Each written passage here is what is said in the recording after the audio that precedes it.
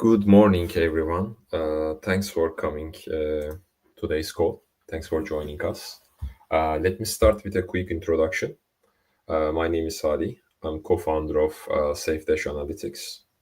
Today, we will be talking about DDoS landscape, how attacks are evolving, and why testing and verification services are becoming critical part of the enterprise. I'm not going to cover the DDoS. What is DDoS? I will assume everyone have understanding of what DDoS is. Instead, we will focus on the scale and the implication of today's attacks. Now we have entered what is called a hyper volumetric era of DDoS. If you follow the news, you will see uh, there are talking about terabits of bandwidth, billions of package, millions of requests, and so on. And these are not isolated events anymore. It used to be every couple of quarter it happens. Now it happens every couple of weeks now. And soon, most probably, we are talking about it every couple of days. It's becoming a new norm. Why it is important?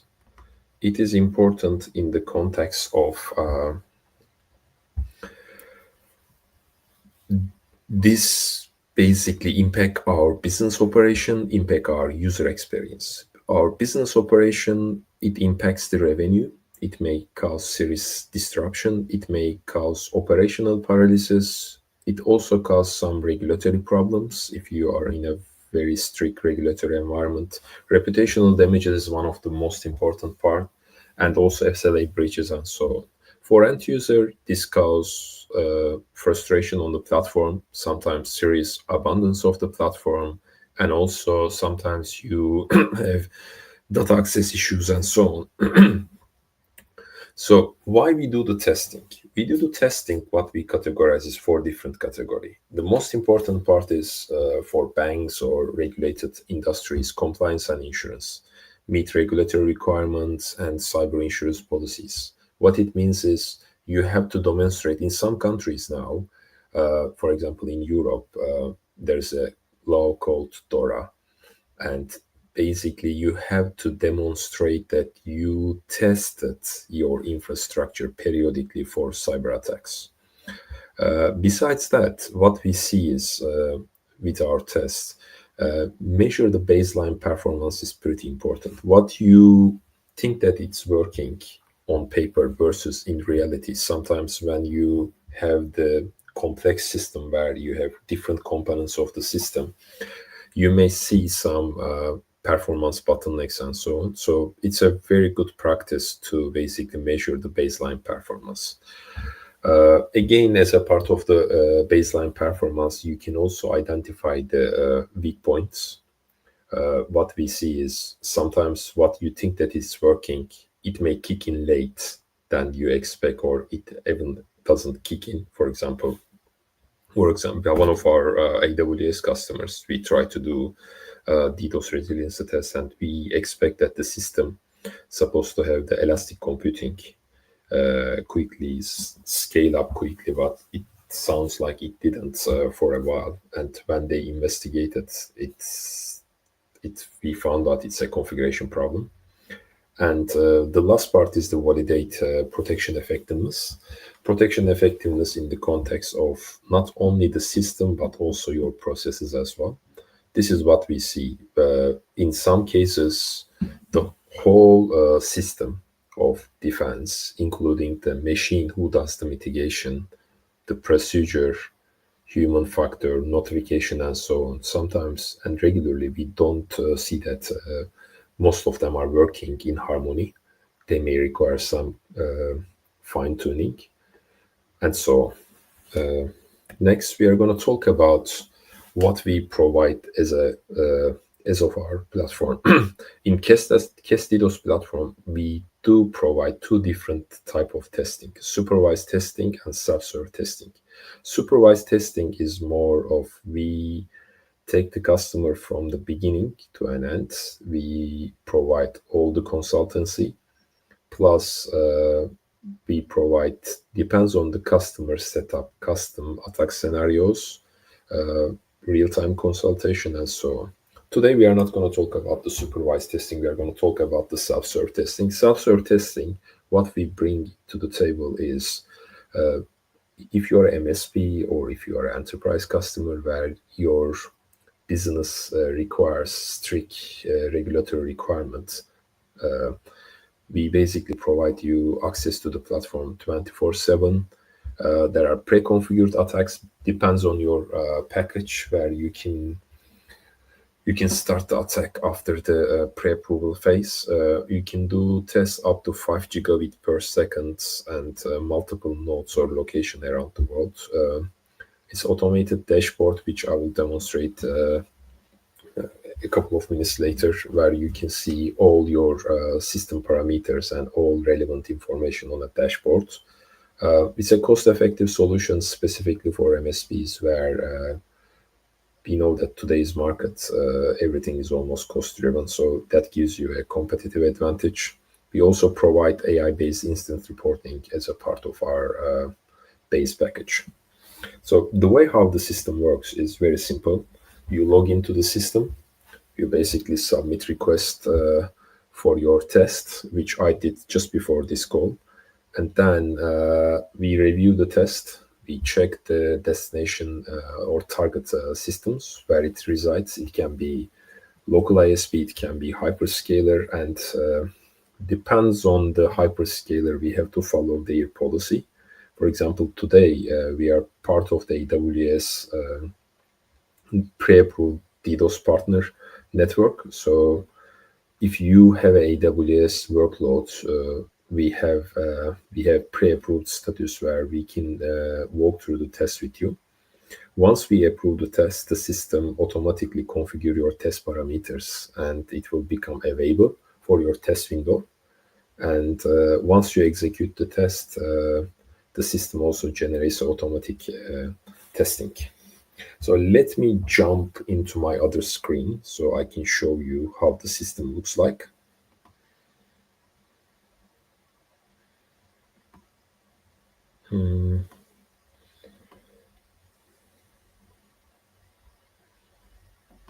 Here we go. So this is the dashboard of the system. When you log in, you directly redirected to this dashboard. What you see here is the customer, your submissions, your upcoming tests, if it is completed or not, testing credits, how many credits you left, and also the visual presentation of what is happening with your credits. You can see your customers as well. So as a part of this platform, you can see in the financial part of it, you can see how you consume your credit in details up to 12 months. This is mapping basically per attack how many minutes you consume and so on. The second part is the attack submission. Basically, attack submission is where you do the self-serving, and self-serving in a way that you basically go here, choose the customer you would like to do the tests. Of course, you need to get the permission from the target infrastructure, and you also confirm that you own the target system. Let's do quickly. Then you choose your slots. In real world, at the moment, this is a demo environment. This is why the cool off time is 0, but normally the cool off time is 3 days, 7 to 2 hours. So if you choose today, earliest you can do is Sunday 10 a.m. So this is one of the difference in the production. So you choose the time, then you choose your attack vector based on your system. In some cases, this will be your IP address, or it will be your URL. You choose the port. Again, depends on your package. You have your bandwidth requirements or bandwidth limits. So for example, for these tests, I'm going to use 30 nodes, and I'm going to use 60 minutes. The minute I submit this to the system, it will appear here, and I am able to go and submit this test, and then it will become here like this. The system converts these ones to the test here. So these are the tests which you can start in the test window. Besides that, as a part of our system check, we have what we call this journal. Basically, these journals shows you which attack sends to which customer. The system once generate the attack offline report like this. For example, as you can see, you have the offline report with all the parameter, like how the system perform. For example, in this case, we see that there is a poor availability, poor packet loss. I mean, high packet loss. Sorry, the response times are pretty high. And what our system does is, in this view, it calculates all these parameters and gives you executive summary of what is going on. Besides that, the system also provides you the geographical distribution of the attacks, where these originating test starts and what is the destination. As you can see, this is completely dynamic. If the destination goes somewhere else, the target goes somewhere else. These are the basically breakdown of the machine, which region they are coming from. Here we have a few graphs. The first graph is the application level availability. What it means is, during the test, if there is a HTTP endpoint behind the target system, we monitor the system with these parameters every 5 seconds. And for us, if the system doesn't give response in 5 seconds, we count it as unavailable. As you can see, we usually present it here. And the graph also provides a very basic analytics of maximum response time, average response time, and minimum response time. Network availability, this is more the TCP stack of the target system, like how it performs. So periodically we send a package to the remote system to see how it performs. And you can see, the minute we start pumping the traffic, as you can see, packet per second and bandwidth per second, the system starts breaking down. So specifically for this test, we use basically 65 megabit per second. This is our test purposes, a machine built for these purposes, and 65 megabit, 70 megabit is the borderline where the system starts breaking down. That's why we use this parameter. In reality, some customers, we even pump 10 gigabit, 50 gigabit traffic, and depends on the infrastructure. Sometimes they survive, sometimes they break down. This all depends on the customer setup. So as you can see, we also provide the SLA parameters for net packet per second and bandwidth per second. So in this case, as you can see, how our system performs with regards to delivering the package. So this is more the reporting you can access from the platform. As a part of our ongoing improvements, we also provide a PDF-based report. And this PDF-based report, you can have your logo here, then your confidential statement, legal statement. These are the client contacts in normal circumstances, primary and secondary. What it means is, the primary contact always receives the PDF file. What it looks like is this, and secondary contact always receives the password. It's a password protected file. This, you can see the scope of the test. In this case, this is TCP sync float, domain, IP, duration, bandwidth, how many nodes, and so on.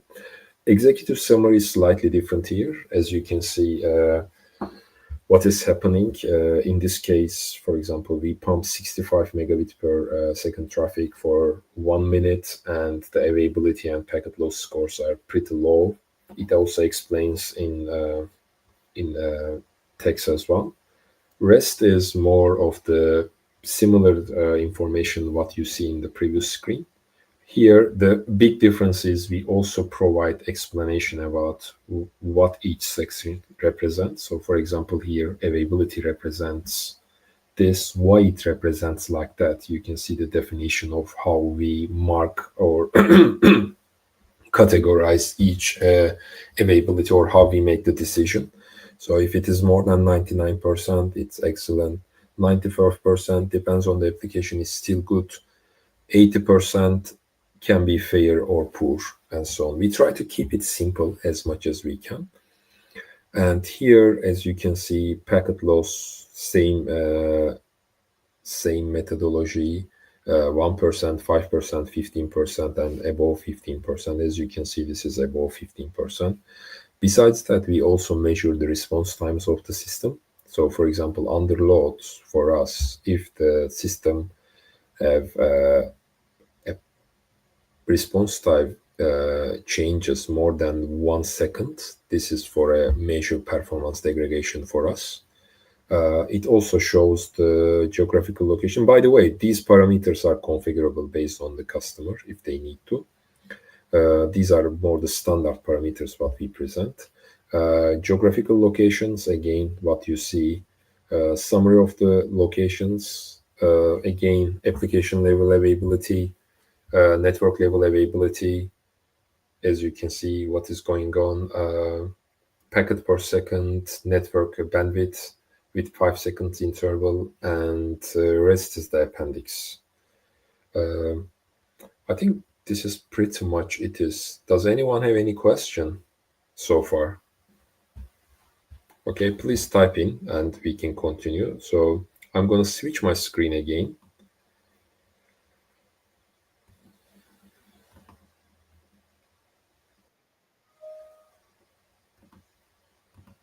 Here we go. So the last part is question and answers.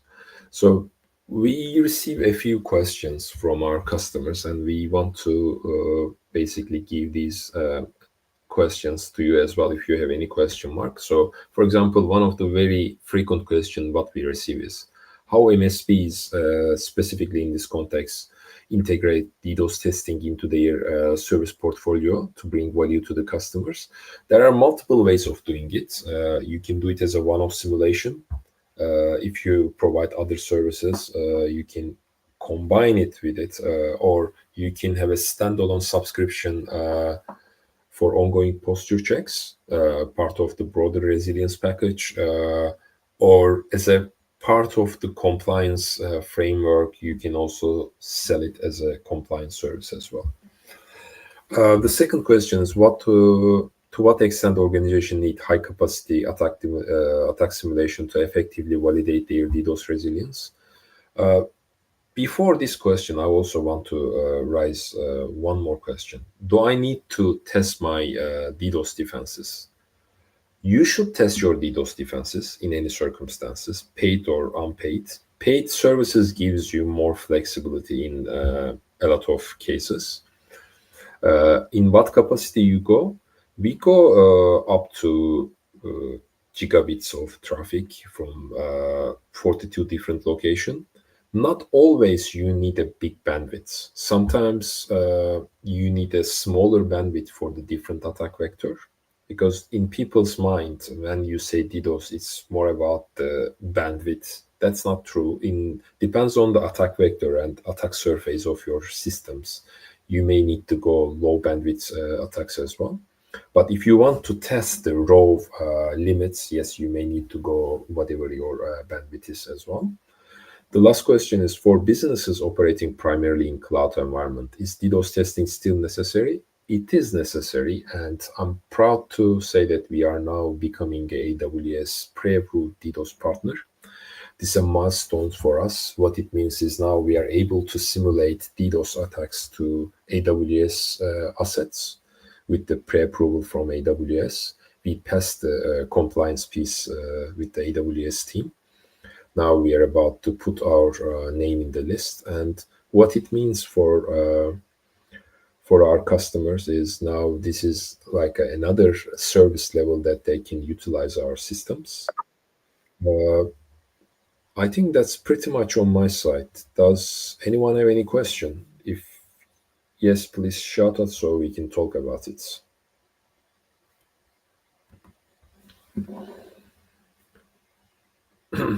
No?